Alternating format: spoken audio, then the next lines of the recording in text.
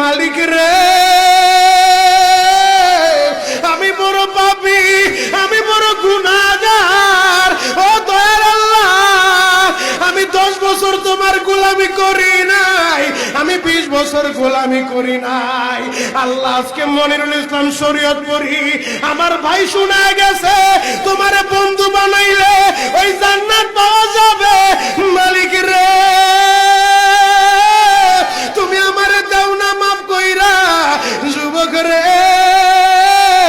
যদি কেউ আল্লাহরে বন্ধু বানাইতে পারে তার কোনো আর চিন্তা নাই, তার চিন্তার কারণ নাই গো বাবা।